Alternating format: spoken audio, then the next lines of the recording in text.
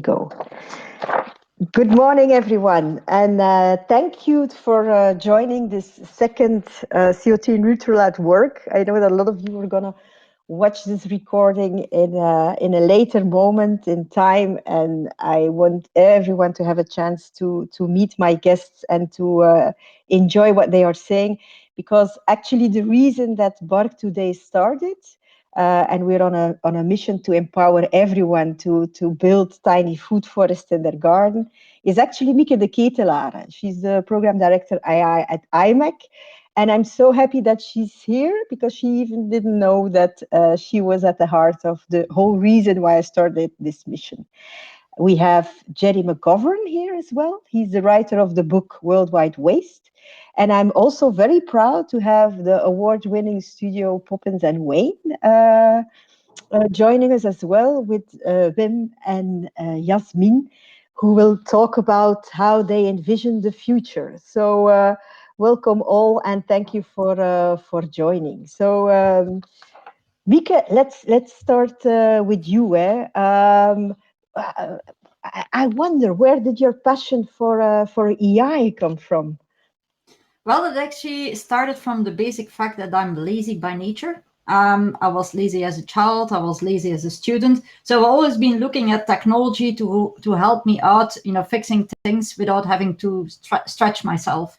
So when I discovered AI during my studies, I thought, well, this is it. If I can have a brain next to my brain that makes certain decisions, that's going to be very helpful.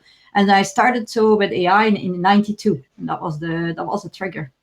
So actually, it was laziness that was interesting.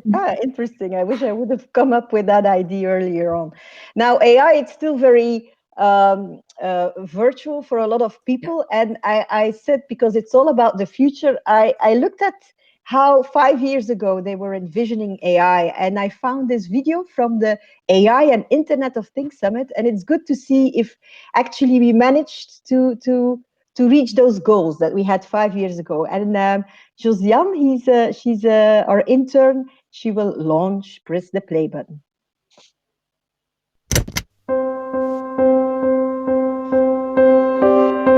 When everything becomes linked with everything else, matter becomes mind, and the possibilities become endless.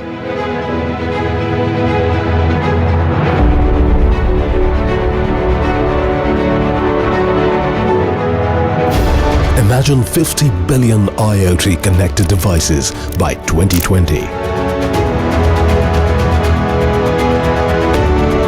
Now, imagine the economic impact of these connected machines. $4 to $11 trillion per year by 2025. Wearable devices, environmental sensors, agricultural machinery, components in a vehicle, or devices in homes can all be connected to deliver insights and drive transformation. So imagine if you had smart devices in your home, your car, your workplace, or even on yourself. The world becomes alive. That's Internet of Things. The Internet of Things is making everyday objects into data factories. When Internet of Things, along with big data, meets artificial intelligence, this interface will become enlivened with intelligence, and a new world will take birth, which will increasingly talk back to us. Imagine the kind of world that it would be. Imagine the revolution it will usher in the way we see the world. The external world will become the extension of our mind, like an extension of our thoughts. Imagine a world that is responsive, a world that is optimized for human creativity, a world that is intelligent. The Internet of Things is a breeding ground for new AI-driven solutions and experiences, from self-driving cars to intelligent homes to health. Welcome to the world of endless possibilities. Welcome to AI and IoT Summit.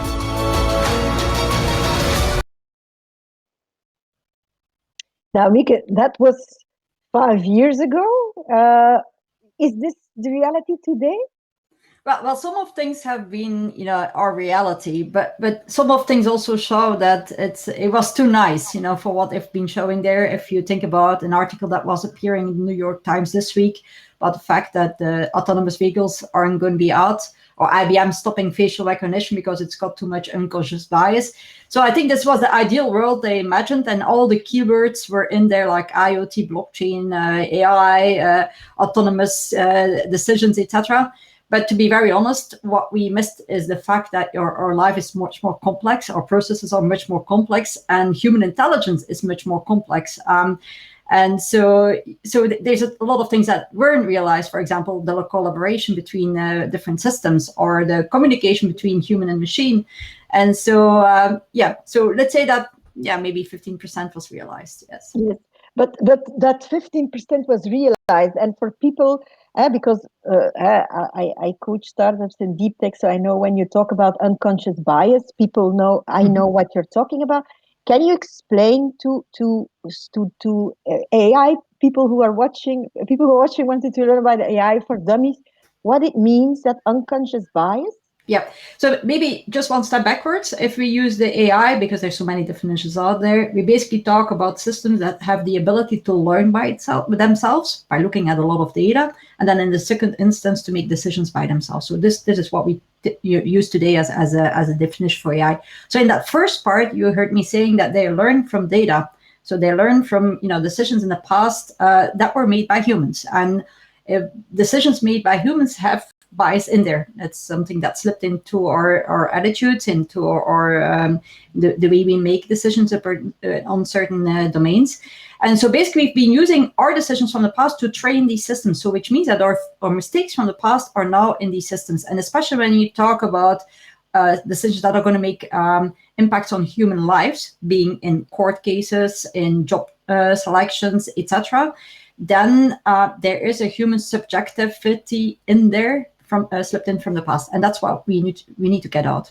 Yeah, to make it tangible, I sometimes use the example where they did testing with AI and humans, and in the end, for instance, in an airport where you need to have your passport checked, and they ended up that only a white male with gray suit and a big smile was the one who was attracting so many people. Of course, if this is the only vision we have, that's where the biasness is coming from. Yes, but it is additionally linked to the fact that engineers sometimes don't know where the systems are going to land. They don't understand the context. So if you create a system, for example, in the Netherlands, let's say, and you're not being told as an engineer, what the context is going to be, where your system is going to be used, your data that you're going to be using to train that system might be incorrect. So there's bias, but there's also a lack of collaboration between the business and the engineer creating the systems. That's the second part. Yeah. So and that's a kind of narrative that we are missing. Is that the whole contextual part and having kind of gatekeeper, safeguardian, to make sure is that why you use AI and how you translate it to be used in a correct way. It is a step that we don't address, or how do you? Well, basically, it's a step that was lost in the last years. So engineers create systems and we put it out there, and business just thinks about making money with them. What they don't realize is that they should get to a certain level knowledge about how these systems work. I always compare it to microwaves. We all know how a microwave works. Do we know the physics behind it? No, but we still use it in a correct way. We know that we can't use certain, for example, metals in it. But to that amount, if businesses are going to use AI in their daily environment, they have to understand to a certain level, without having to deep dive knowledge on algorithms, etc. But they have to understand the limitations of it and the level of maturity of the intelligence in these systems.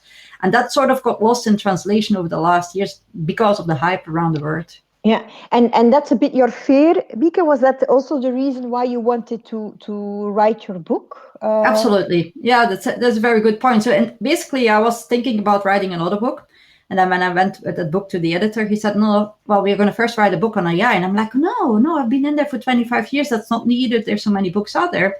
And I asked 2 weeks thinking time. And so in these 2 weeks, I was sitting, for example, with the Prime Minister of Belgium in a debate, and somebody in the audience said to the minister, well, if AI makes mistake, who is responsible? And the minister said, well, yeah, it's normal, it's the engineer. And I looked at him and said, but no, it's not the engineer. No, it should be a collaboration.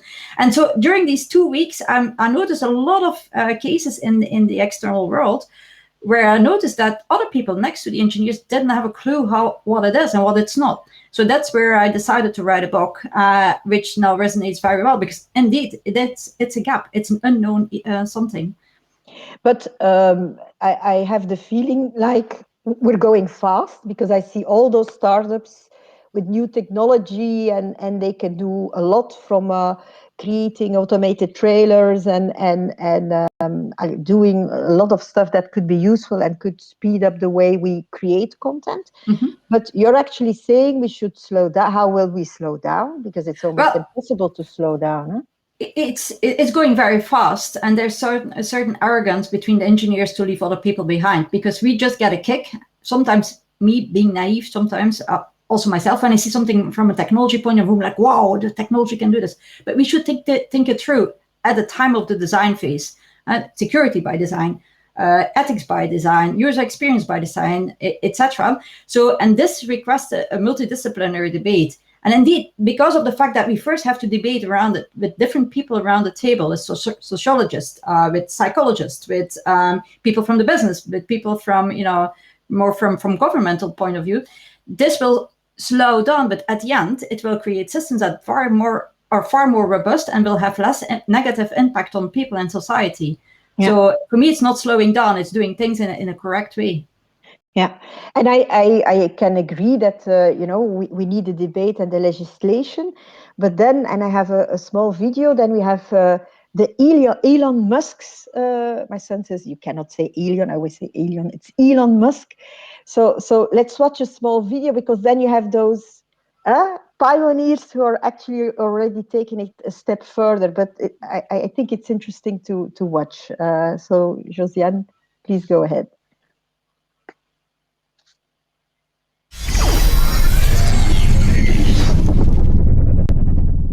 When we talk about the greatest entrepreneurs of all time, the name of Elon Musk shines right through as someone who has made a massive impact on several industries. He is changing the way we travel with Tesla.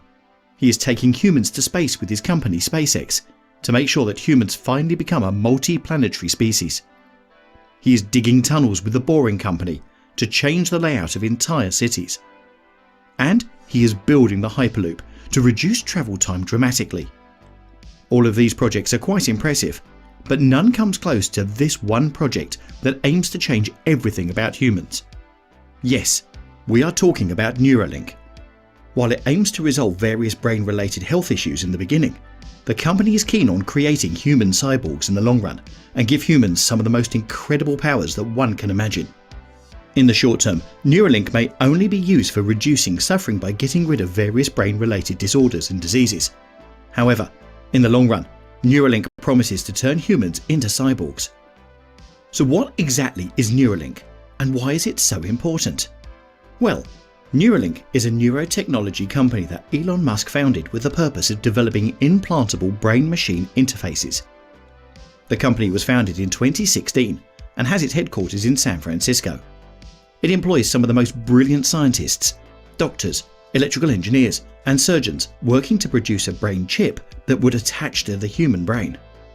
The aim is to improve the performance of the human brain, eliminate various brain-related diseases, including paraplegia, blindness, and mental health conditions like depression, anxiety, and addiction. But this will just be the beginning. Such a technology will ultimately lead to humans being able to control devices with their thinking, gaining superintelligence, superhuman vision, and it may even give the ability to download your entire brain onto a computer, which later you can upload onto a new body or even a robot. This may sound like science fiction, but it now seems totally possible, and Neuralink plans to make it a reality. Now the question is, how does Neuralink work? How will the connection between the human brain and the computer chip be established? Well, to really understand how Neuralink will work, we have to understand the human brain first, and then take a look at how Neuralink's brain chip will establish its connection. So basically, our brain consists of billions of neurons that send and receive information in the form of electrical signals. These signals are sent out to our body whenever we move, hear, talk, or even blink. According to Elon Musk, the latest Neuralink chip is actually like a Fitbit with tiny wires, except instead of wearing it on your wrist, it fits in the skull. During his presentation in August 2020, Elon Musk showed a Neuralink demo. It seemed like a scene from a science fiction movie. During the demo, Elon Musk and his Neuralink team showcased 3 live pigs. One pig did not have a brain implant. The second pig had a link implanted and then had it removed without any issues. And the third pig, named Gertrude, had a chip inside his brain for 2 months. He behaved just like other pigs. The amazing thing was that we could see a live reading of the neurons in the pig's brain, firing electrical signals in real time. These signals were indicated by beeps. The chip was also able to predict the pig's movement based on its brain activity. It was truly a remarkable demonstration that removed many doubts from people's minds and brought some credibility to the work Elon and his team at Neuralink are doing around this very sensitive and controversial subject. Now, I have to say, I watched a video from April where it was implanted in a monkey, brain. We can say we need to slow down, but this type of Elon is quite disruptive when it comes to using technology. Do you think this will happen? Well, of course, I mean, these type of things open up our eyes, and they have a role to play in our society, and the fact that we should, for me, they give me a trigger to talk about it. Now, let me just split it in 2 parts. There's a part in Neuralink, which is absolutely fantastic, which is, understanding the brain better for helping out diseases. That's the part where I absolutely love it. But then there's the whole other part, like 70% of the whole project, which is, I don't think, the right way to look into it. And I'll explain myself. First of all, when you talk to neuroscientists, the brain is much more complex. So they've only reached, with all the millions they've put in there, they've only reached a little tiny amount of analyzing and understanding a brain which is adaptive. Computers are not by default adaptive. So that's already the first part. The second part is you see it also very, very much in the pig, and the pig, which, by the way, has my name, Gertrude, which I thought sort of. Yeah, I was in shock. I'm like, thank you, Alan. The video also says that the pig, we can predict where the pig is going to. I'm like, well, if you need so many millions just to be able to say that you can predict where a pig is going to, I mean, this is not what we should be doing with science money.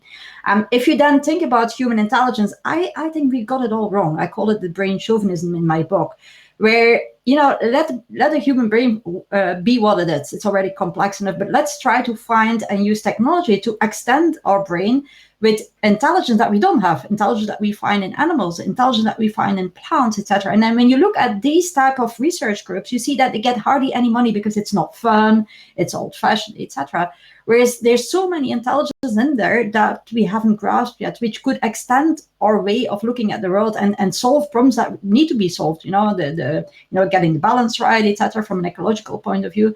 So I can't find myself very at ease with the amounts of money that are spent towards brain research, because I think it's just an imbalance with what we should really be doing in order to solve the world. We're just a human within a big, complexer world, nothing more, nothing less. Because nature, it is how you call it, something that pops up a lot of times. Mieke, in what you're talking about, looking back at nature, using nature to be inspired. Can you explain a little bit where that comes from? Yeah, that's a very easy one. I mean, you have to start from the simple fact that if you take humans out of the loop, nature will survive. I mean, it's fantastic the way we look at that outside right now. But if you take nature out, people will die. So this brain chauvinism, or this homo academicus, where we put ourselves on top of everything in this world, this arrogance, which sort of started in the Renaissance, this has to get out, because, to be very clear, we messed up. We messed up, and when I then translated to my AI world, we've created fantastic solutions, but to what cost at the CO2 level? Training AI system costs as much as like the bigger systems as using a car for 5 years on CO2 emission. That's not okay. If we use Siri, or for example, we emit 40 grams, between 12 and 40 grams CO2. We don't realize, because AI is a hidden technology, and that's the dangerous part. But the fact that when we talk to Siri or when we talk to Google Assistant, that somewhere in the other side of the world, a big cloud environment is making lots of calculations and emitting a lot of CO2. We don't see it, and that's not okay. We have to rethink that. And I think Jerry is nodding, Jerry, because that's your topic that we're going to talk about later on today. But Mieke, it's actually, I saw an interview of you with Canal Z and with Francesca Van Thiele. She's very activist when it comes to climate change. But there was this one sentence when you mentioned, I don't use Waze, the app that is used to navigate through the cities, and that's actually what triggered something on my end. Can you explain, because it's a very tangible example of something we use every day, why you said I don't use it? Well, what I do is, when I use technology, I make sure that I remain between the boundaries that are also explained in the donut economics, which means from the one side is a social foundation, the right on protection, the right on jobs, the right on equality, etc. And the other side on the ecological ceiling that we are touching. Waze is doing bad on both sides. So first of all, using Waze it emits enormous amounts of CO2.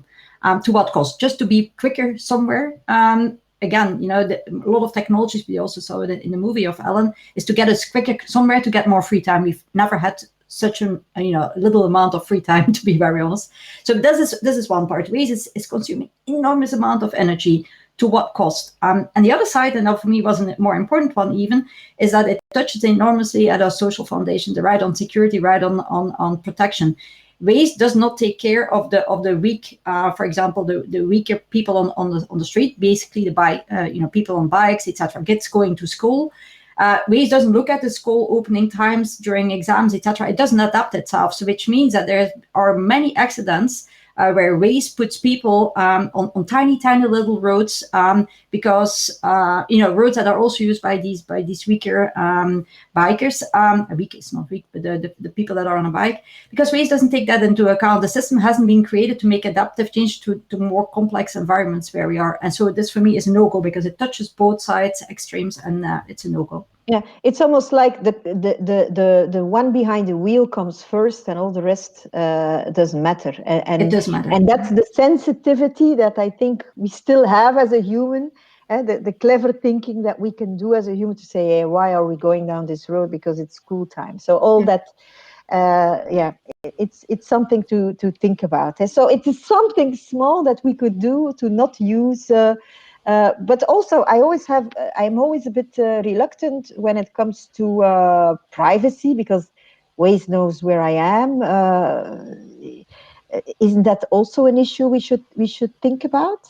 Well, absolutely. I think that's a part that a lot of people don't realize. They are just using technology without wanting to know how it works. But in fact, in the digital world, everything we do, every click we do on the internet, every step we take where we take our mobile phone, any device that's connected to the internet, leaves behind a trace which is then translated to digital footprint, which companies are paying a lot of money for. 50 euros per footprint, 60 euros per footprint.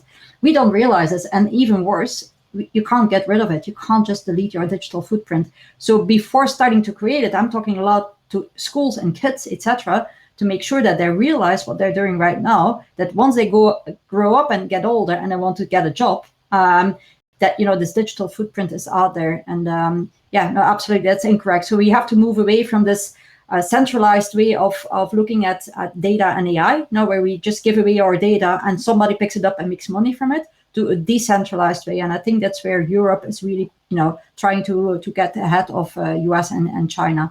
Yeah, it's giving back ownership of the data to the user. That's what you're talking about. But aren't we protected with GDPR? We cannot, because I could ask my data back. Did you try? Yes, yeah. GDPR is just for companies. In fact, it gives a framework in which they can do the ugly things they do. And everything. No, but that's what it is. And I'm the first one to ask back my data. When I feel that I'm irritated and not inspired by people using my data. And the funny thing is the quality of the data they're storing is really bad. I mean, I've lived in overseas for 10 years, and in the data they're selling from me, it said that I've been without work for 10 years, but that's slightly different, which means that if the data is going to be used by a bank to give me a loan, I just get worse conditions because the data that's been been sold about me is much bad. Is bad. So now what we're doing right now is a solid principle that's Tim Berners-Lee, inventor of the World Wide Web, is behind it, where we're going to create data pods, and you just keep your data to yourself. And if a company, being it a retailer or being it a bank, wants to use your data for their business, they have to come and ask you. They have to be able to explain to you what it is, and which means that you only have one side of the truth instead of having your email address on multiple places. You're going to have your own ownership, and you're going to decide who gets what. And based on the value they are able to give to you on your data, you're going to agree or not agree with it. So we're just going to take back that ownership. So that you can have transparency of where your data is sitting. Now I'm going to play a bit devil's advocate. I used to create kids game, and we gave the parents the control of deciding what the kid could do. We did a very nice research with the people from the KU Leuven on that topic.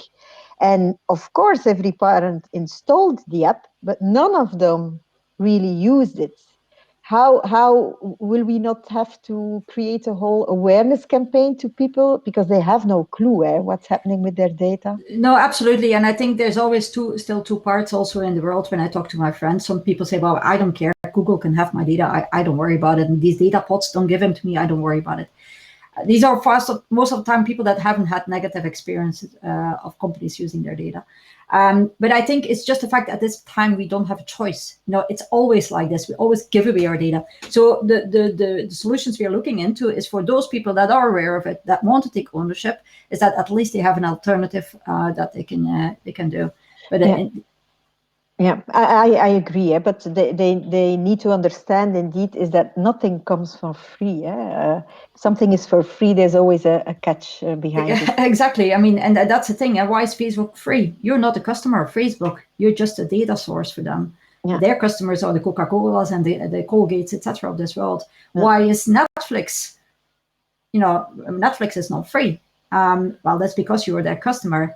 Why is there in Spotify a free version and a paid version? One version, you're just a data source to them, and the other version, you're really the customer. So there's nothing free. If something is free, you have to start thinking from, oh, wait a minute, I'm just a data source. I'm not a customer of them.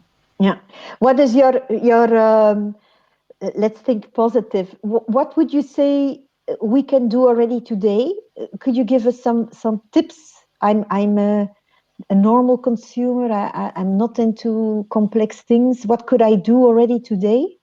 Well, I think the first one, I'm just going to address the business first. They can be a bit more transparent on where they use AI and in the readable language, put down to customers, how their data is going to be used.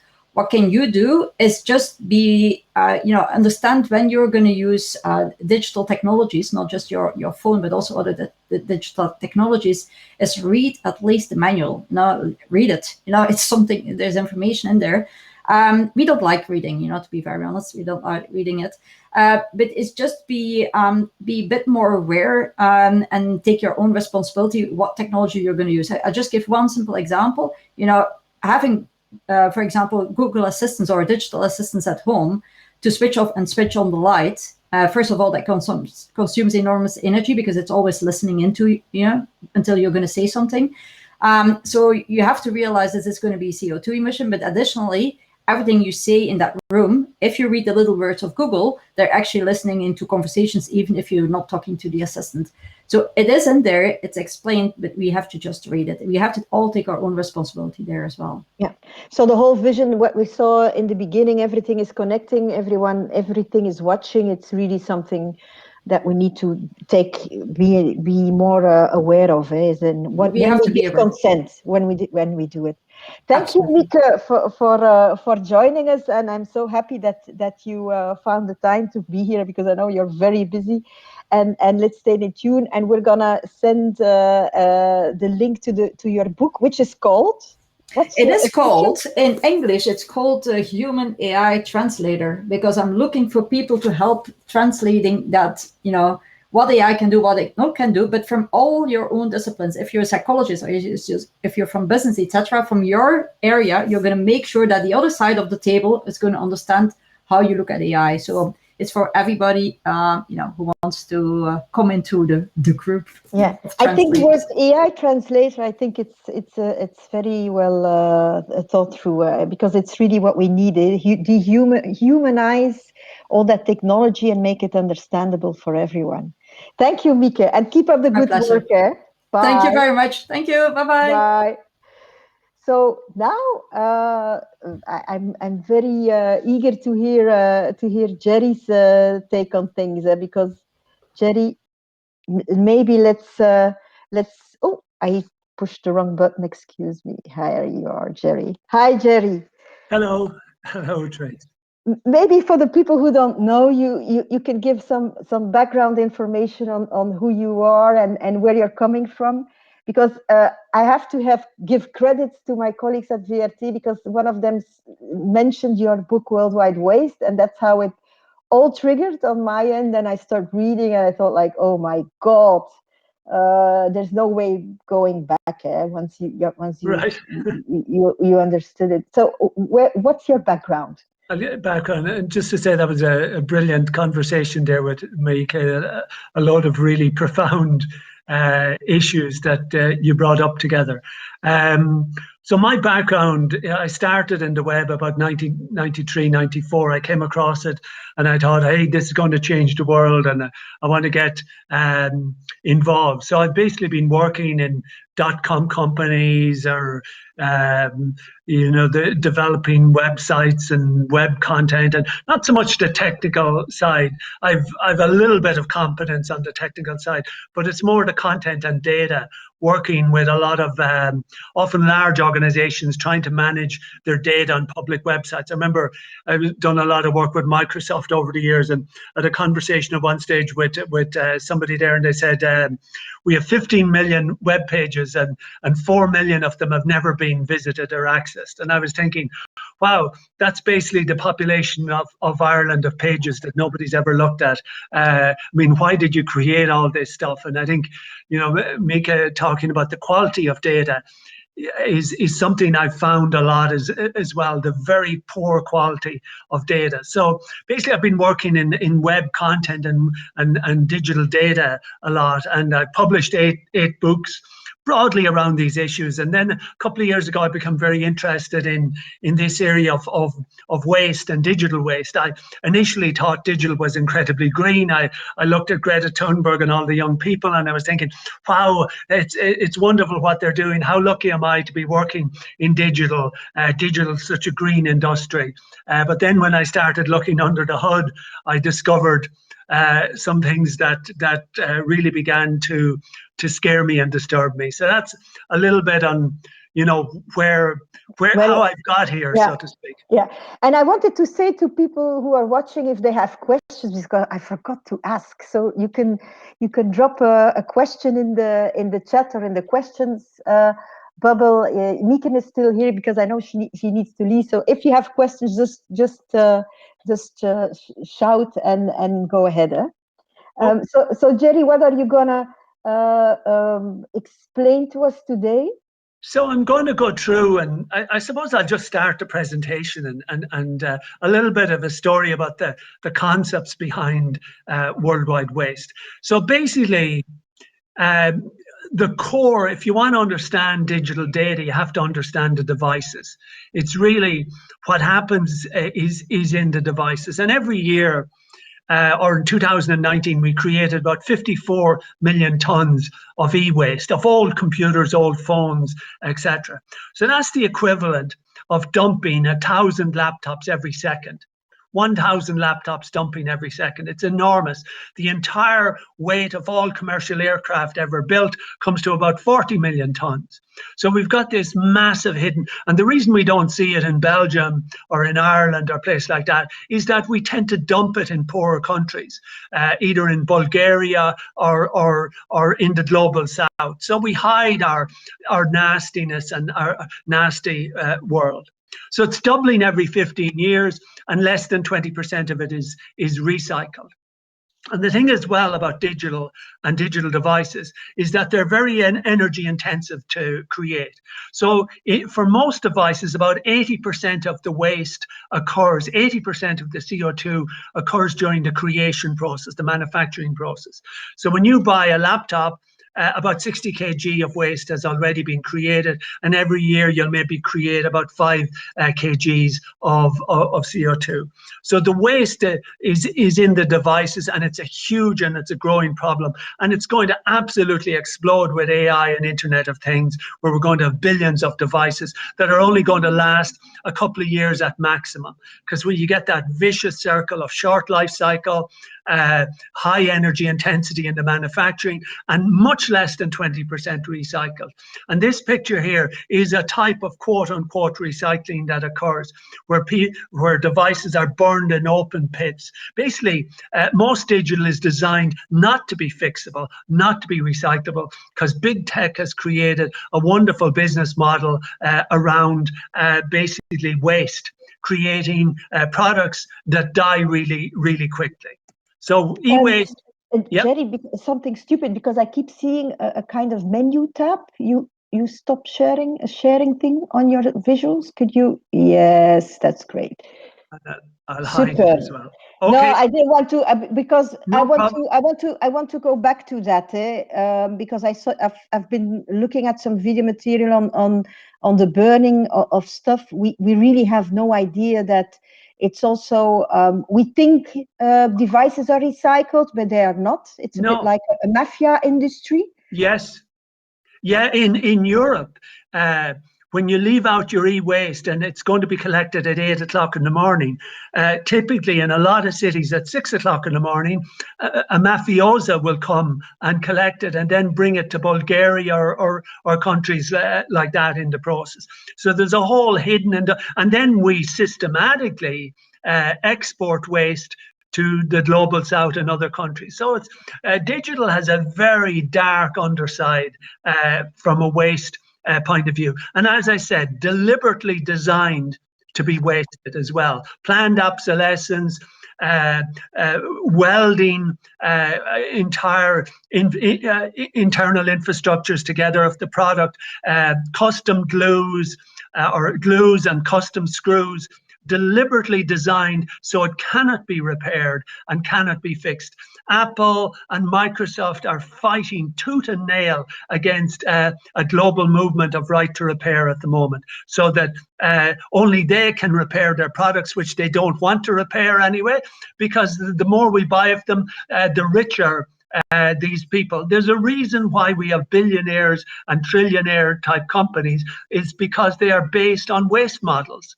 The whole tech industry is essentially based on waste, creating waste as quickly as possible. That's how you maximize short returns on profitability.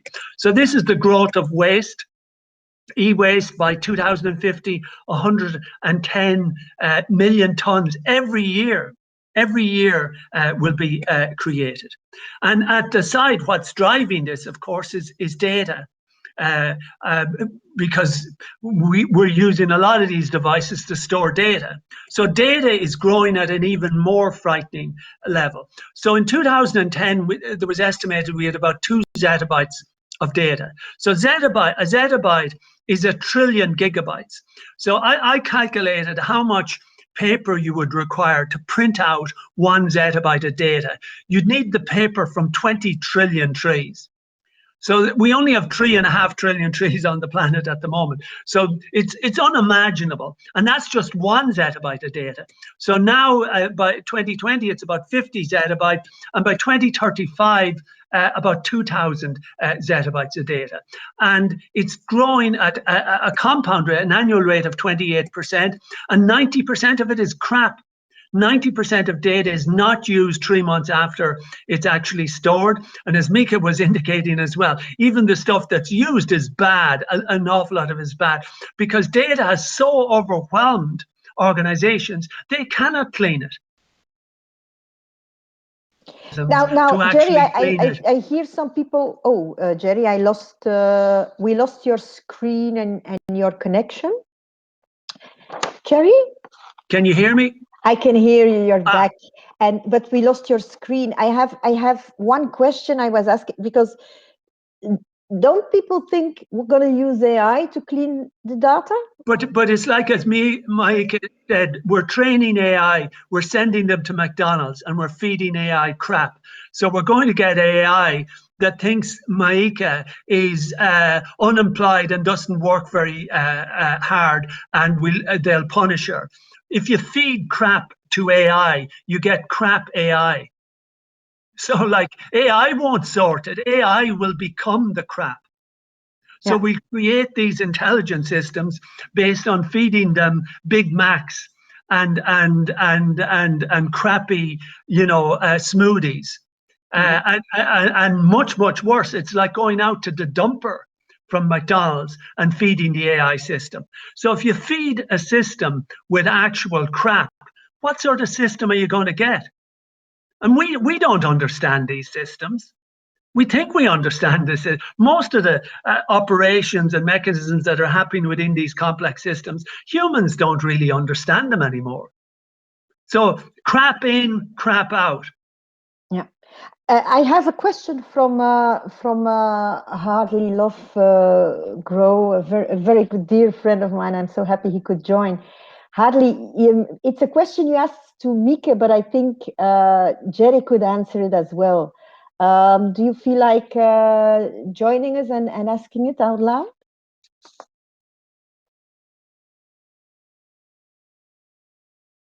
I'm not sure if he can join, but is there a kind of guideline? Because when we use software and on how impactful it is on the environment, can we calculate how impactful it is what we do? Well, I think, we can, yes, and we can translate data and the storage of data and stuff. And Mika brought up some points about 14 grams of CO2 every time you use Siri. There's impacts to all of these decisions, and they create wherever you use energy, there's waste, and digital can't exist without energy. Yeah. Okay. And we can calculate that, but we're not calculating it because we don't want to. Yeah. And we're too lazy to do it. Yeah. But you kind of made a kind of calculator to at least, for instance, for a website to. Well, there's So I calculate based on looking at usages and lifetimes and CO2 in manufacturing. That if you're using, say, a smartphone for an hour, that's about 16 grams of CO2. If you're using a laptop for an hour, it's about 100 grams of CO2. Desktop, about 200 grams of CO2. So there are broad ways we can calculate the various impacts. But the deeper problem with digital is not digital itself, it's how it accelerates other behaviors. People say, oh, but what about flying? Flying is worse. But the reason we fly so much is because of digital. I mean, without the web, we wouldn't fly nearly as much. Digital accelerates all the bad human behaviors because Mika said earlier, technology is often a response to our laziness, and laziness creates waste. At the deepest level. So we need far more human thinking and far less AI thinking. But humans are naturally lazy, and digital says to us, you don't have to make an effort. So digital brings out in us all that is worst in being human. Yeah. I'm not sure, Harry, if you wanted to share your part, because we don't see it for the moment. Eh? Was that your last slide? I'm not sure. So you don't see my Presentation. No. So will I try sharing again? Yes, because I interrupted you and you were so passionate, but Yeah. there's all these questions that pop up when you start talking. Okay, I'll try.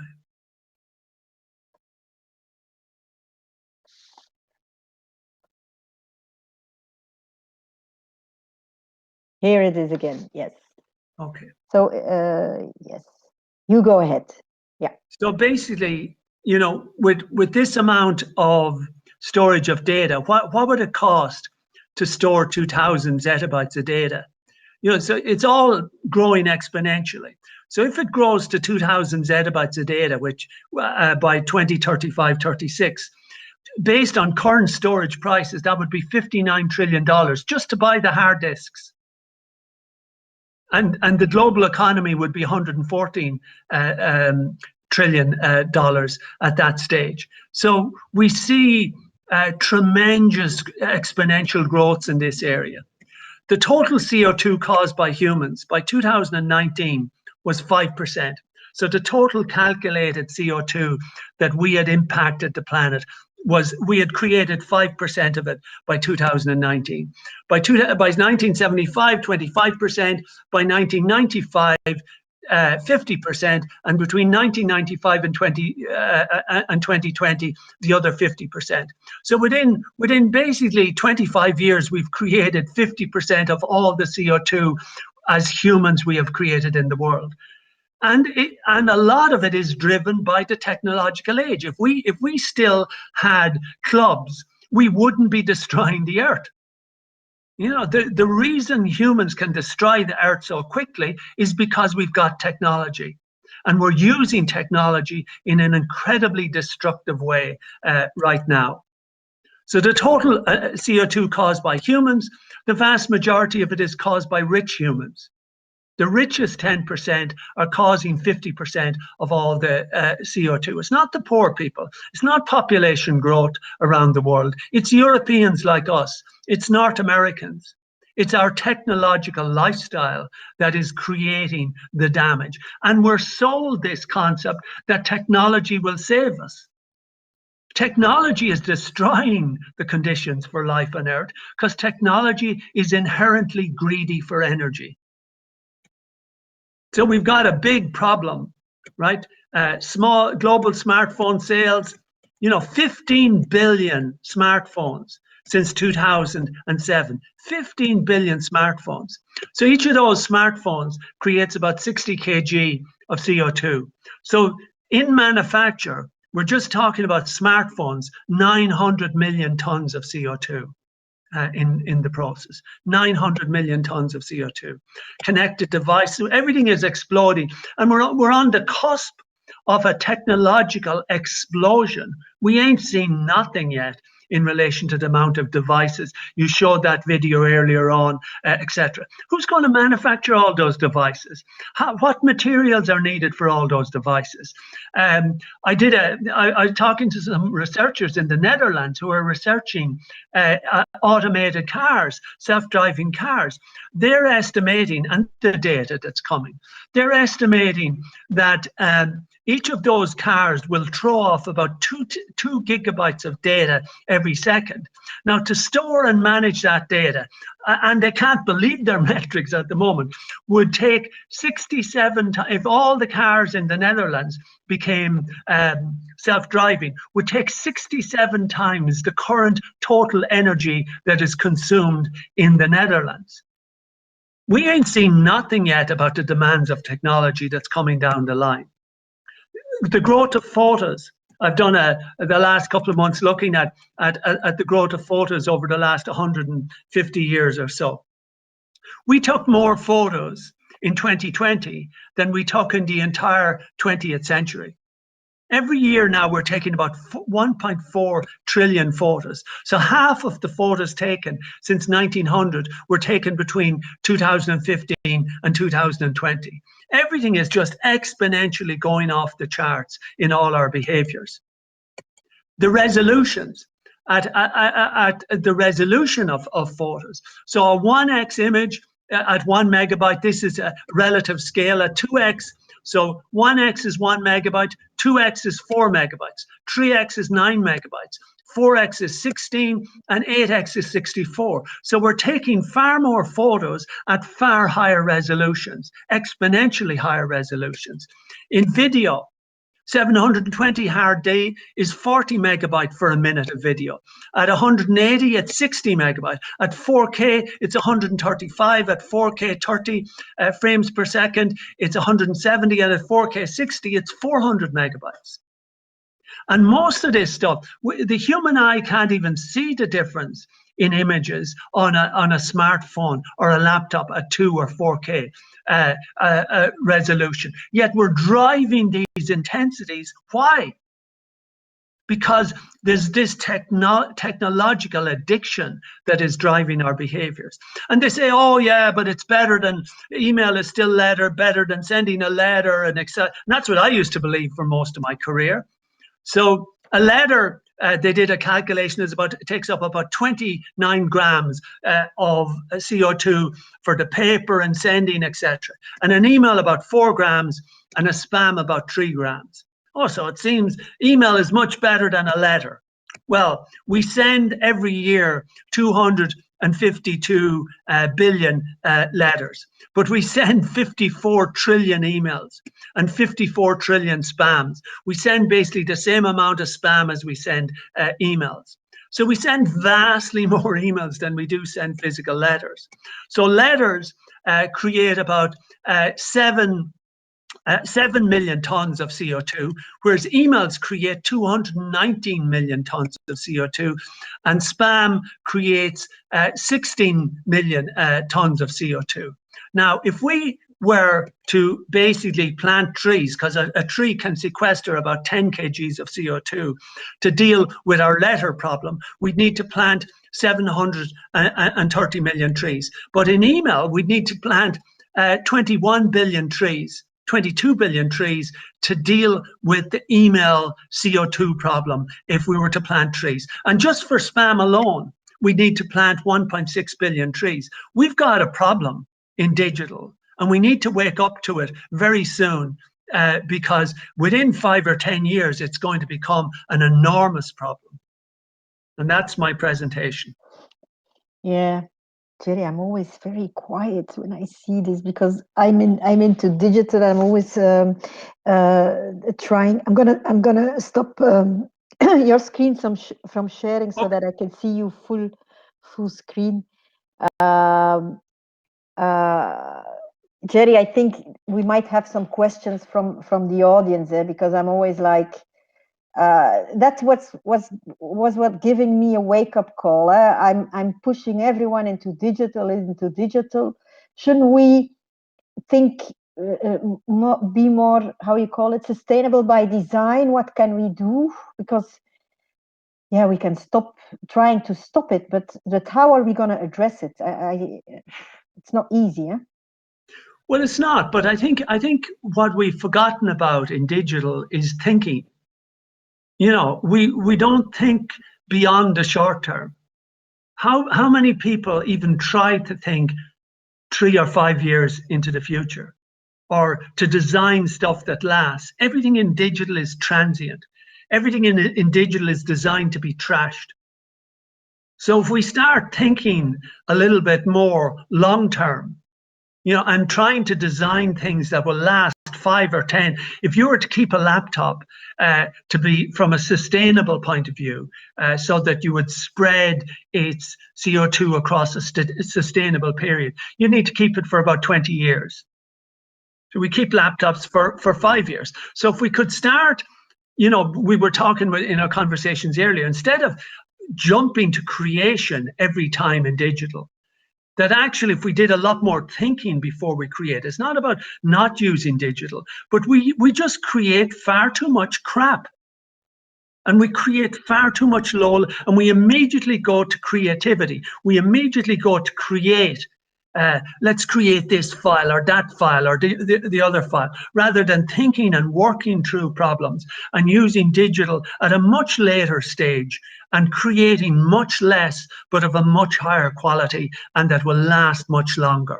Yeah, I know that you were very passionate during your career about, the whole customer-centric side of thinking, and it made me think, because I envision that actually I'm working on a concept of a pop-up food forest, and I use the word pop-up as a symbol because it's also about, we are only here on this planet as a pop-up. We pop up, we don't own anything.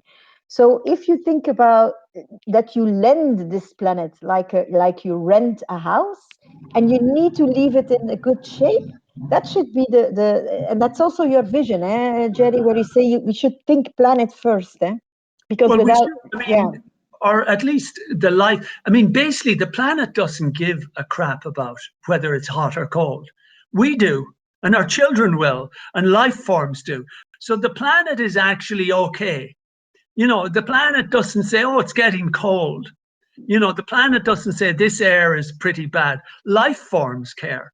So, if we care about life and ourselves and our future generations, and if we care about the rabbits and the bees and stuff like that, well, we're actually killing them, and we're killing our futures by our behaviors. And the thing that I discovered is that it is technology that's driving this extinction event. So we need to slow down with our technology before our technology. Like, I'm talking to a physicist now who's saying that essentially, at a certain level, it looks like data or AI is replacing, that at a certain point there'll be more data than atoms. And that we will create these virtual worlds that we will live in. That future generations there won't be any lions left, because we'll have used all the energy to create virtual lions. yeah, and that's almost needless where we go with the next topic, Yeah. but I want to see if there's questions. Josiane, can you Yes. see if we can address those? Yes, there was one question from Harley Lovegrove. Yeah, maybe you can add Harley to the stage if he feels like it. Jerry, just a quick explanation. So Harley he's retiring, but he's not gonna do nothing. But I'll I will see if he can present himself. But he run. There he is. Hi, Harley. Hi. Good morning. Good morning. I wanted to have you on stage because I saw you were attending. I know that maybe you can explain a little bit who you are. Well, yeah, and sadly, I have to leave in a few minutes because I got another call starting, and I'll come back. But in a fantastic start, I mean, really, really enjoy it. Yeah, I'm a businessman. I'm an entrepreneur. I'm one of these people who's wrecking the planet with all this modern technology. But funnily enough, I'm hanging on to technology. My hi-fi system is like 50 years old. I have a hobby car, which is very environmentally not friendly, but it was made in 1967 and I still drive it, but short distances. But to compensate, I stop eating meat and, I don't fly anywhere. So I'm kind of balancing. So this was a real unpleasant shock that every time I use Siri, I'm actually creating a lot of problem. And obviously, it's just been very, very fascinating. And obviously, it's making me now think about how I can address other business leaders and how we can talk to them in a calm and rational way, saying, look, there's a good reason for cleaning up all the data that you're no longer using. Not only that you can't get sued for data that you don't have because it's gone, which is a big problem with the Enron case, if you remember, all those years ago, but actually just cleaning it up, just cleaning up all the rubbish, all the stuff that's not been accessed for more than, 2 years probably would make a big difference. So thank you very much indeed, Jerry, for inspiring me to change my topic for the next few years as I try and influence people around the globe. But is there something positive out of all this technology that is actually helping? Give us some redemption this morning. Well, I mean, totally. I mean, it's not, my whole career is in technology. I wrote a book in 1996 about the future of the internet and how Ireland needed to embrace it. And, it's all been a shock for me. It's been as big a shock for me as it has been for you. And it's not that I hate technology, I want to go away from tech. I want my smartphone as well. But I think we have become silently addicted to these things, and we've become more driven by them than we are driving them in the process. And I think there are massive, there are sensors in the Amazon now which can identify certain trees that are actually carbon negative, that are actually emitting more carbon. That not all trees are carbon positive. Absolutely. And at certain times. So getting good data, carefully thought through, can really help us make better decisions. But we need to think much more about what we collect rather than this, let's collect everything and we'll sort it out later. And I mean, there's one thing that really annoys me is the fact that every time I buy a device, I get a transformer with it. And I've got hundreds of transformers, and there's silly little boxes with the plugs on. I mean, stupid things like that, Well, exactly. Standardize on that. You don't need to change them. Well, totally, Harley. If we could start designing modular again, instead of, I mean, big tech has become addicted to short-term profits. And the short-term profit model is a waste model. Because the more you churn, the more profit you make in the short term. So if we can restructure where we modularize our design, and we try and, as designers, think we want to create this wire that lasts 20 years rather than designing it to last 12 months. I totally agree. I have to go off now. I will join you again later. But my quick solution would be tax waste. When we buy something, Harley, you pay an enormous amount of money to get rid of the thing. Yeah, exactly. More than you actually pay for the new one. And I think the moment that CO2 starts to be a currency, that is the moment, I think, where big changes will happen. So my new iPhone will cost me, I don't know, let's say €1,000, and it should be a lot more expensive than it actually is. But to get rid of the old one will cost me $1,500. And exactly. I'm exaggerating, but in reality, this will drive human behavior change and designers to design this so this can be upgraded with software rather than hardware.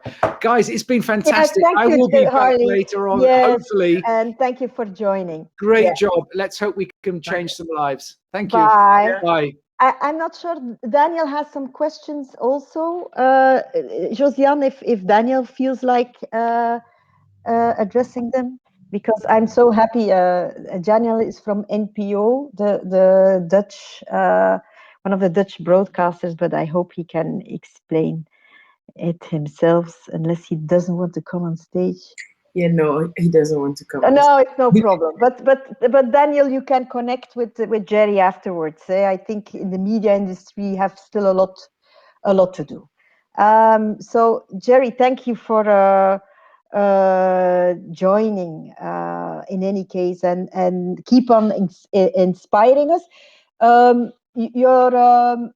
People can will send them your email address. They can find you. They can ping you, and I hope I can put you on stages across Europe.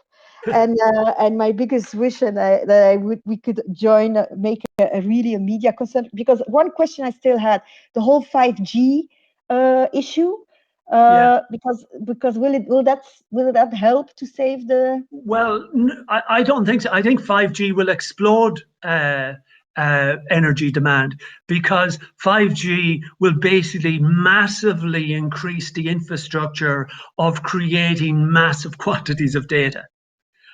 So we'll have to fill 5G. So 5G, from what I've read, is wonderful within factories or within hospitals, or but to put 5G throughout a consumer infrastructure will just explode the quantities of data and it's very inefficient energy, because you have to have multiple stations because the waves are shorter. So five, we need to be careful. We need to start thinking about the data implications and the energy implications of what we're doing, instead of blindly following the next development and the next development. Yeah, and not to mention that everyone will need a new device. Exactly. So that's coming on top.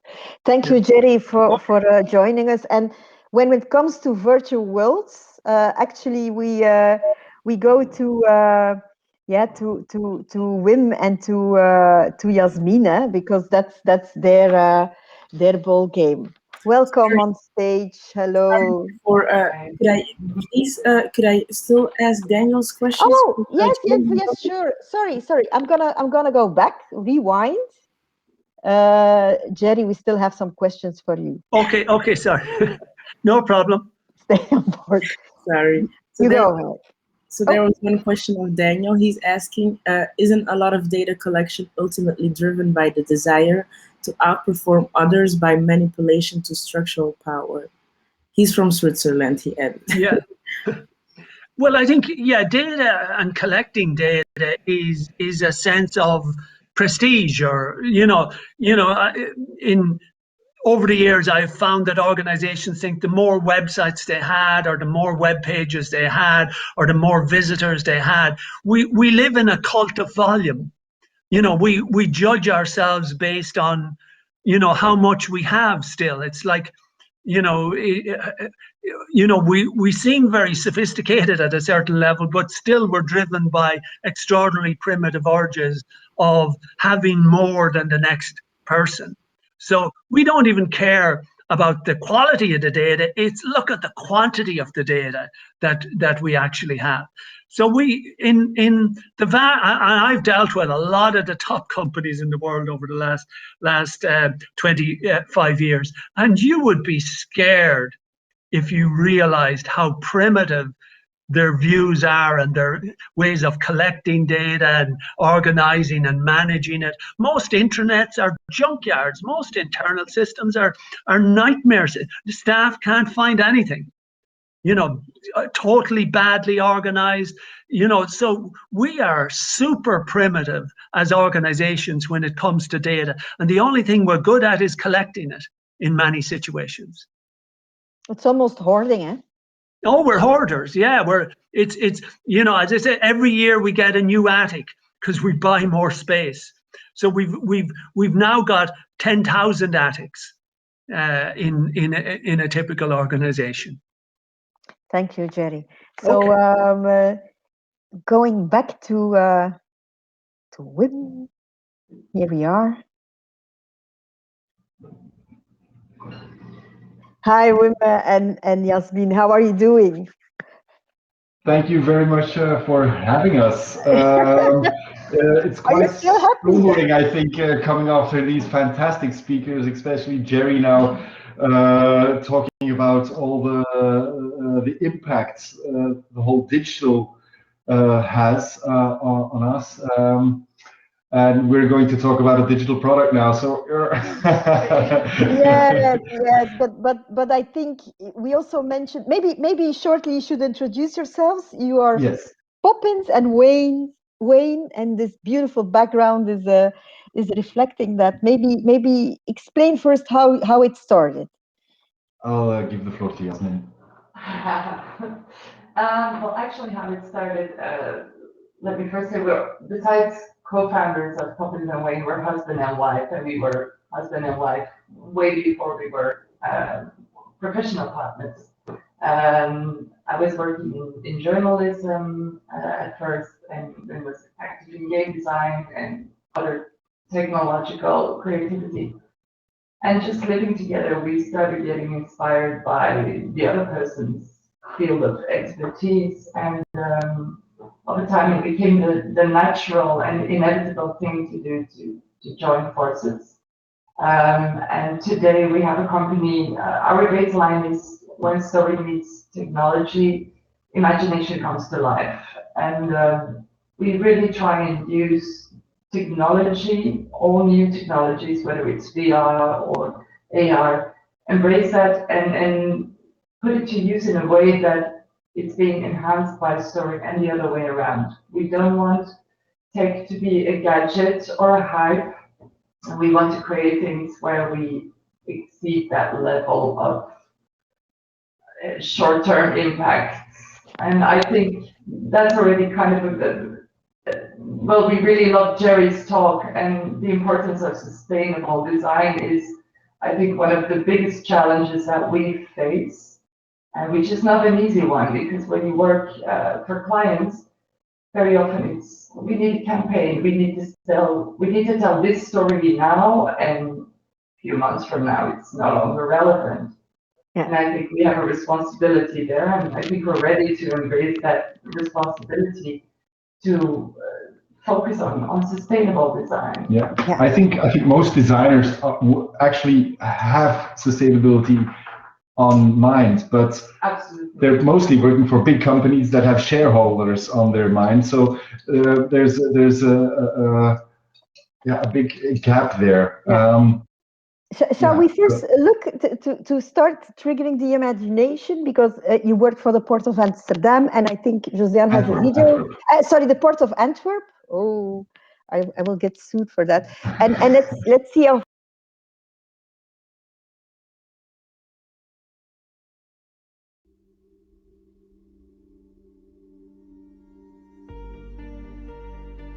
Hi, I am Apika. Welcome to my digital twin interface.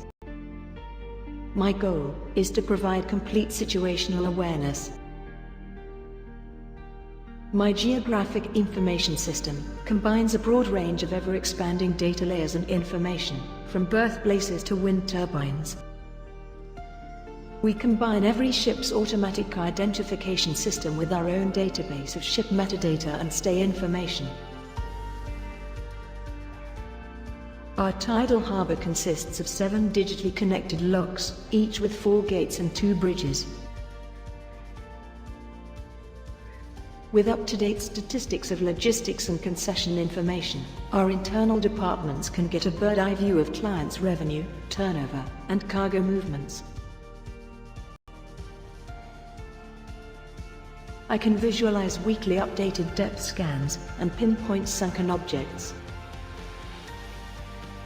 I can evaluate requested drone flight trajectories based on the port's operators of dangerous substances, restricted flight zones and dynamic obstacles. With over 500 cameras, our waterways are under complete 24/7 supervision. We monitor, identify, and locate hazardous compositions using digital fingerprints and chemical analysis.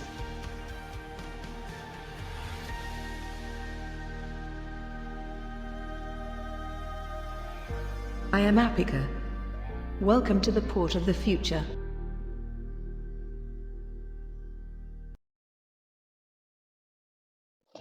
Now you almost feel guilty, eh? but there is hope. There is hope, because at a certain moment in time, you got a phone call from the European Commission, I guess. Huh? What happened? Well, what happened? Well, maybe can I just finish this Port of Antwerp thing just to have a little closure around that? Yes, because you see a video now with a digital twin that we created at the port, but the whole concept is much bigger. It's the APICA concept. It's the Antwerp Port Information and Control Assistance. It's probably going to be renamed a bit. Well, the APICA name will stay, but what it stands for will change. But the whole concept behind is quite a sustainable one as well, where we try to get people to be responsible for nurturing this whole new living entity that we're creating, that is the AI, that is the port, or will become the port in the long run. All the data is being gathered and collected via a central nervous system. The sensors are the senses that we have as human, our eyes, our feeling, our touch, all those things. They come together in a big brain, which is the data collection part. And there the AI works to make decisions, but we train the AI, and we have the responsibility to train the AI in a fashion that not only suits us best, but suits later generations best. And also, if we're talking about later generations, we have to take into account climate and nature, of course. So that's just what I wanted to say to finish up this Port of Antwerp part. Yeah, I think Yasmin can. But it shows how you can use your passion for storytelling and to explain people about what it is and what it could be and how it is, because everything we do on AI and with technology, it's not always tangible. We need to find new narratives to educate and train people, and you had the chance on using the skill for something else, eh? Yeah. So I think about a year and a half ago, we got in touch with the European Commission, and they had this challenge, a biodiversity challenge. So people become very aware of the whole climate change, climate crisis. People were filling the streets worldwide until a few years ago, until the streets literally went empty because of the pandemic. So that's a nature crisis that has gotten a lot of attention and should still get a lot more attention. And partly related is biodiversity crisis. So a lot of species are facing loss of habitats and loss of room and food to survive. And one of the most important ones are pollinators. So, and it basically started with the idea that not a lot of people know what are pollinators. We think of bees, and we think mostly of honeybees when we think of pollinators. But there's so many more. There's bumblebees and hoverflies. And they're going extinct at a really alarming pace. And the European Commission approached us to help find a technologically innovative way to communicate that message to the whole world, basically. Yeah. Our job was to find a solution to explain and address the issue. Yeah. Shall we take a look at how you how the end product is? It's unfortunately not in VR, but we want to give you an idea of this amazing world that you created. Eh?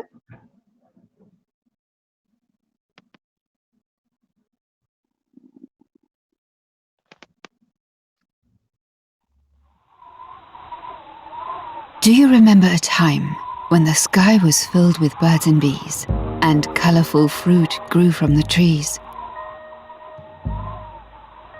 Did that world cease to exist? Or did you simply cease to notice?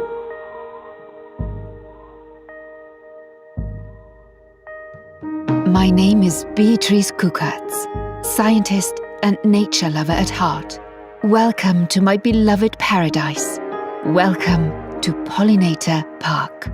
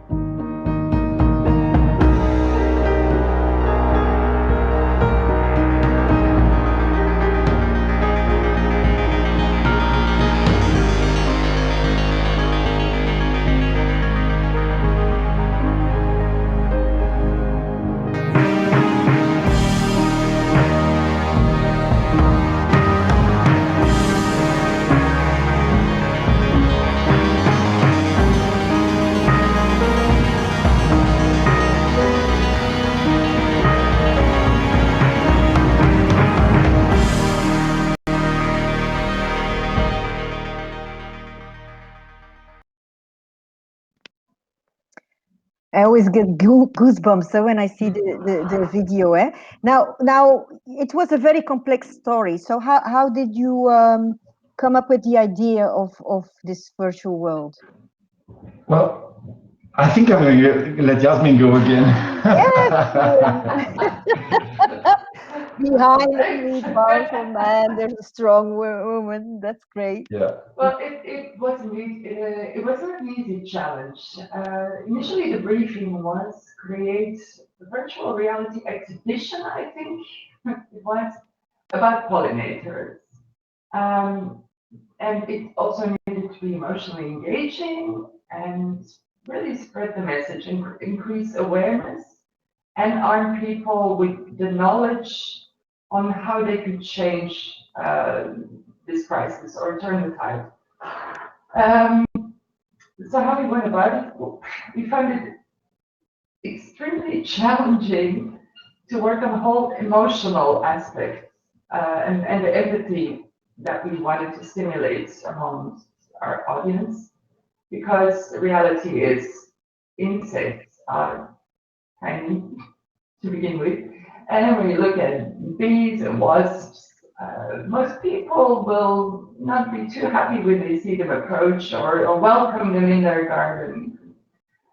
So there was a problem because they're incredibly valuable. They play a key role in our entire ecosystem.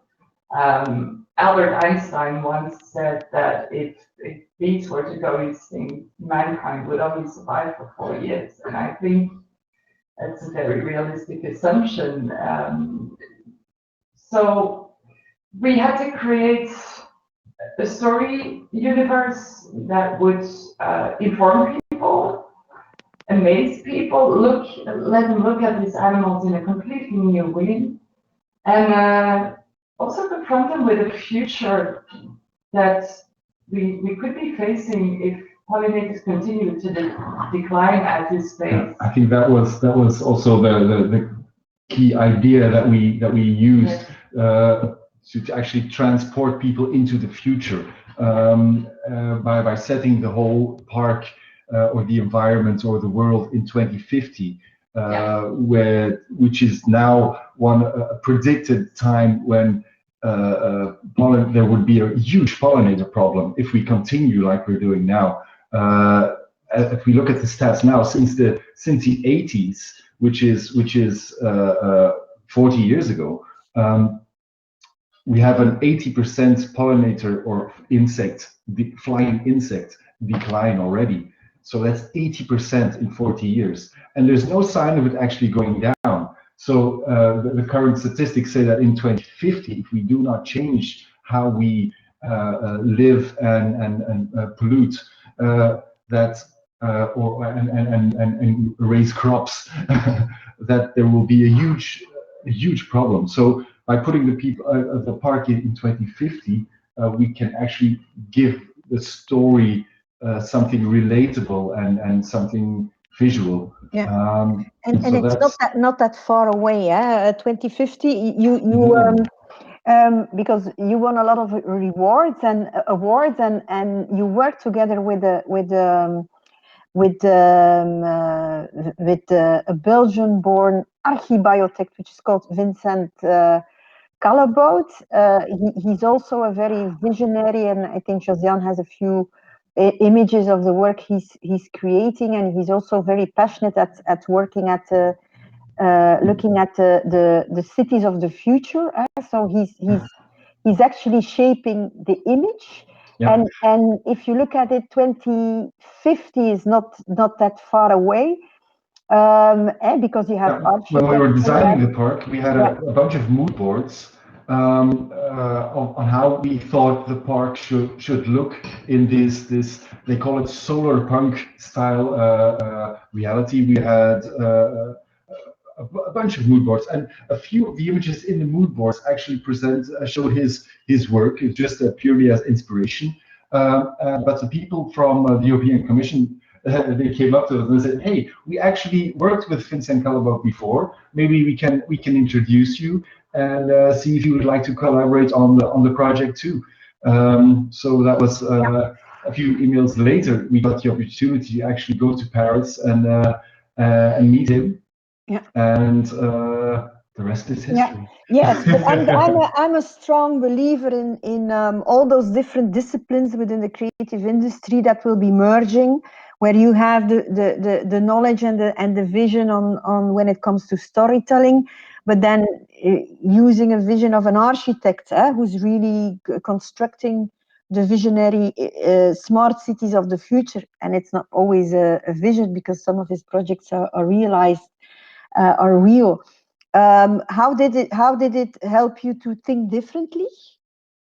Well, we had the base of what we needed designed already. We had the different departments or areas we wanted to talk about. We had the concept of the domes, but he and even some kind of flowery pattern.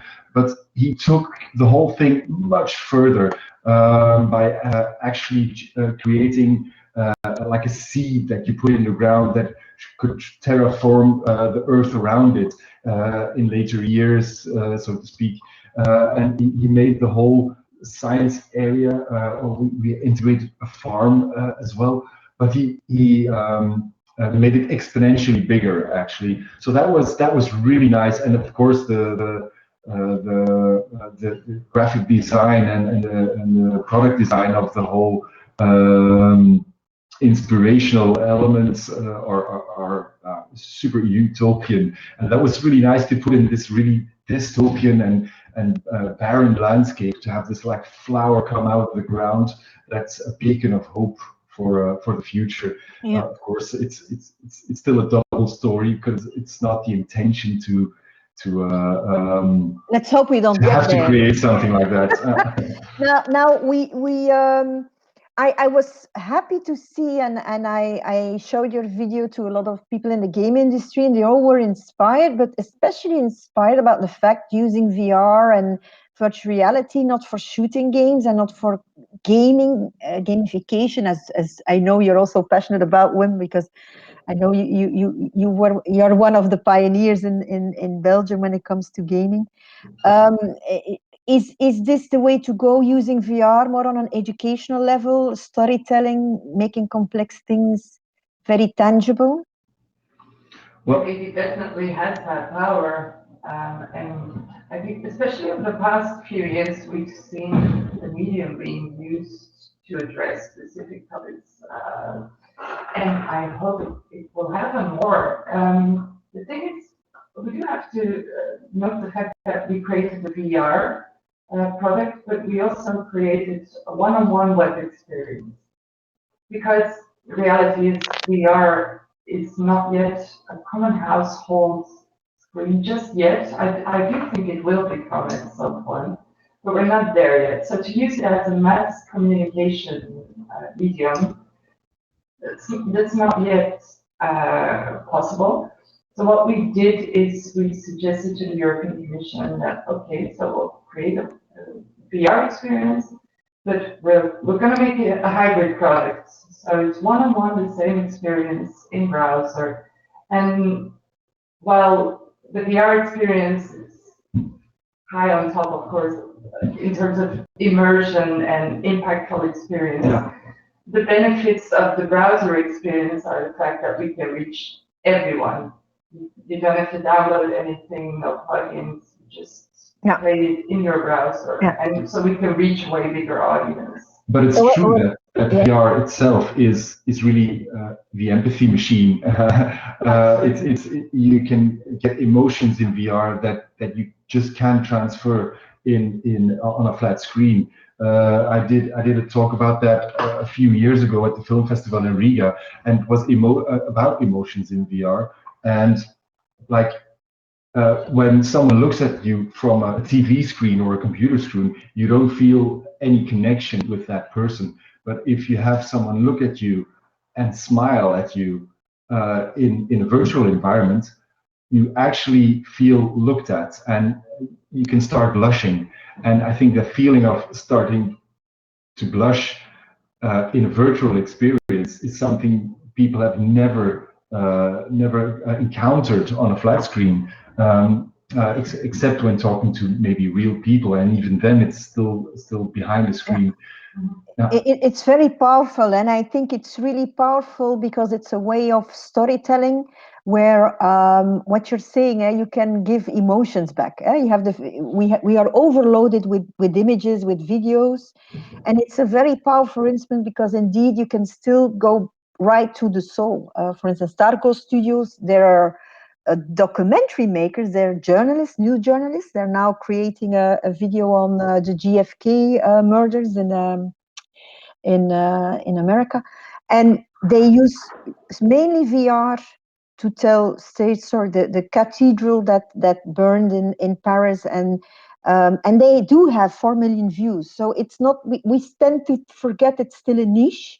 But they use really VR as a storytelling to document history. So, and actually what you did is you documented the future with this. So it's a very powerful instrument. I hope you can Let's create hope a lot of sustainable hope. stories. Yeah, let's hope it stays science fiction. That's our main goal, of course. Let's hope we did not create a vision of the future. Yes, Hope yeah, but we need to wake up people yes, today. but that's also where the story comes in. The story to combine with virtual reality or with games, for that matter, is where the emotions really get pushed in. And for a topic like pollinator decline, I think having an emotional angle is actually the only thing that can trigger people to take action in their own small environment. Of course, there's still topics that we can change and that policymakers have to change, and that agriculture has to change to solve this problem. But without, and especially policymakers. But if we don't change people's minds in general, nothing probably would change. Like Jerry said about the data collection, there has to be a mind shift to understand the problem first, and then to want to do something about it. And I think the policymakers have a bigger responsibility than ever before on this global on these global problems. Yeah. And did it change by working on this? Because I know you always go deep into a story to understand it. Could you say that there's a before and after the pollinator park? With every project we do, there's a before and after. I think the most beautiful projects to work on are the ones that also trigger some sort of transformation in your own behavior. Years ago, we did a refugee project, which also had a huge impact on our life. And, well, a huge impact. Let's say we look at nature in a very different way than we did 2 years ago now. And especially the pollinator topic, we weren't that familiar with it. We were pretty much dummies going in. But after reading so much and talking so much about it, and talking to so much scientists that are really passionate about it as well, and are scared about the future at this point. So it's so we can honestly say that we are fully aware of it. Now it's spring and we're rooting for every hoverfly we see in the garden. We're doing a renovation on our house. We've also told the architect that we absolutely need to have additional green on our roof. And so yes, it has an impact. I hope a lot of people will start and take these small actions. And I think there's a lot of momentum right here in Belgium. We just had the whole No Mow May campaign, which I think for the first time put that much attention on the fact that, okay, just let your grass grow, for example. It's a very simple thing. We always want these perfectly trimmed lawns. That's a typical Flemish thing, I think. But it's way better for biodiversity to just let nature run its course once in a while and let some wildflowers and some weeds grow. Yeah, there's no such thing as weeds, actually. They're all good. They're all valuable. But it's amazing, and we're trying to get it be part of our pop-up food forest as an exhibition, because it would be a perfect add-on. So let's hope we have our fingers crossed. But we'll add the link to the website. You can in any case use it and try it, and you should do it because it's sticky. Yeah? What's next? Are you already having plans for doing something, or are you still recouping because it's growing? Eh? I think one other thing is we want to make sustainable software, of course. So we talked about the modular design as well. I think you can't just make a one-off product that you shoot out into the world and then not upgrade it. That was what they did in the 80s and the 90s and the noughties. But today, software is a service and should be upgraded, or it will have a very, very short lifespan. So instead of just making something, doing a marketing campaign and then dumping it again, I think it should be something that can grow and reach more people until the problem's solved, maybe. Then, of course, yeah, there's some other leads we're working on. We always want to create something for ourselves as well, but that's still we're shifting. Our ideas are shifting so much from one topic to another. And now Jerry's been talking, so after this we'll probably have some other topics to talk about. And Mickey also said you should connect with yes, us yes, again. yes, So, yes, and the whole AI thing is super interesting as well. Yeah. So nothing that we can confirm yet. No, but I think everyone who's in sustainability and wants to create a great story and something, yeah, I think they might want to reach out. And actually, then the poppies, it's also it's a seed you planted that you didn't think about, I think, when you launched the name. Yeah. But Poppins and Wayne, it's well thought. Thanks you so much for joining. I'm not sure if someone has a question. No. Thank you, Trees, for having us. It's really. Daniel had one question. Oh, you go ahead. Okay, so the question goes as follows. The biggest issue we have is not with new buildings, but with existing ones, with upgrading and reusing elements rather than building from scratch. But the images are about science fiction, all new and shiny. Why not transform existing realities? Yes. That's a good question. If we kept too much of the real world atmosphere in the game, it would become even more dystopian. And we didn't want a too dark atmosphere because it was already a pandemic year. Everyone was already inside and in dark areas, maybe. And if we really wanted to, the initial idea that it's 2050 and the world's fucked, it would be too bad. So we needed something to contrast the outside area that was beautiful. Now, of course, Vincent Talabot had a very big impact on this utopian view. It would have been more technical if we didn't collaborate with him. But I think it also gives something that people want to see and experience on the inside. So on a marketing and game technical level, I think our goal is to reach as much people to tell the story. Yeah.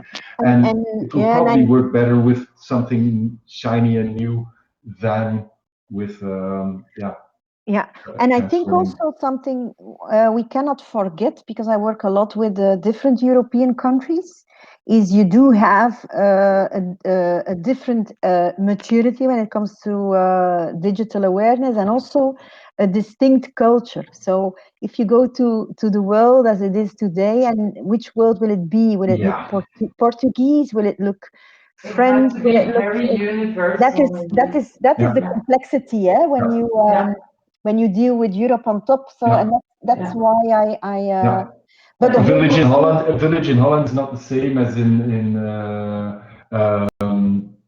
the Provence or somewhere else, of course. Yeah. But I understand. It's also important to counter how the building, how the whole pollinator park site came to be.